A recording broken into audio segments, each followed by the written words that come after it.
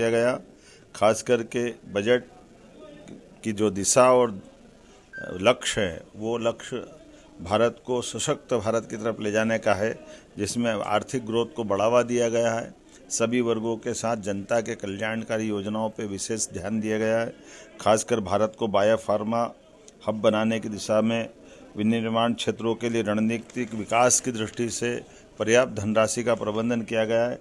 Clinical trial स्थलों का विकास किया जाएगा, जिसमें 1,000 ट्रायल स्तर बनेंगे।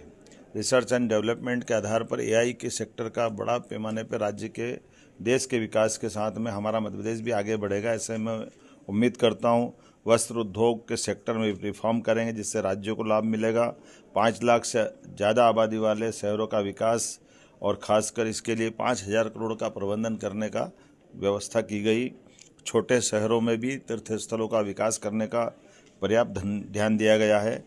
केयर इकोसिस्टम के माध्यम से बुजुर्गों का इलाज सही समय पर हो जाए, इसका प्रबंधन भी किया है। देश के प्रत्येक जिले में एक महिला छात्रावास बनाने का निर्माण, ये नारी सशक्तिकरण की दिशा में ठोस कदम है। भारत ग्लोबल मैन्युफैक्चरिंग का हब बने, इसके भी पर्याप्त प्रबंधन किए गए हैं। इससे कई वैश्विक देशों की चुनौतियों से निपटने में भी हमारी सरकार सक्षम होगी। गंभीर बीमारियों के लिए दवाई सस्ती करके ये सच में बड़ा काम किया है, जिसमें बीमारों के लिए कोई वर्ग का भी हो लेकिन गंभीर बीमारियां हैं, उसका इलाज बड़ा महंगा पड़ता है। ऐसे में दवाई का सस्ती करना, माननीय प्रधानमंत्री जी को, माननीय वित्त मंत्री जी को बधाई देना चाहूँगा। खास करके पर्यटन स्थलों पर हजारों गाइड रख करके रोजगार के नए मार्ग को ढूंढने का प्रयास किया गया है। आर्कियोलॉजी की दृष्टि से, पुरातत्व की दृष्टि से जो रिजर्व स्थान है उनको भी टूरिज्म की दृष्टि से खोलने का जो निर्णय किया गया है, इससे हमारी प्राचीन विरासत को भी लोग जानने समझने के लिए अवसर लेंगे।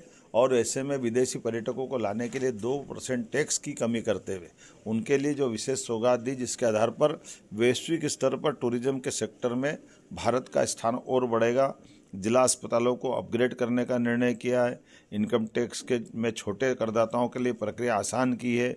राजकोषीय घाटे का 4.3% का लक्ष्य मध्य प्रदेश की दिशा में निश्चित रूप से हमको लाभकारी होगा।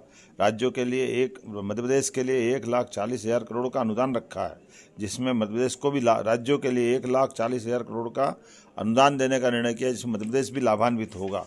मध्य प्रदेश तो टेक्सटाइल के क्षेत्र में भी, जब पीएम मित्र पार्क का उद्घाटन हमने भूमि पूजन माननीय प्रधानमंत्री जी के माध्यम से किया था, जिसमें 3 लाख से ज़्यादा लोगों को रोजगार मिलेगा। 6 लाख से ज़्यादा कपास उत्पादक किसानों के लिए पूरा मालवा निमाड़ एक तरह से एक नई छलांग लगाने के लिए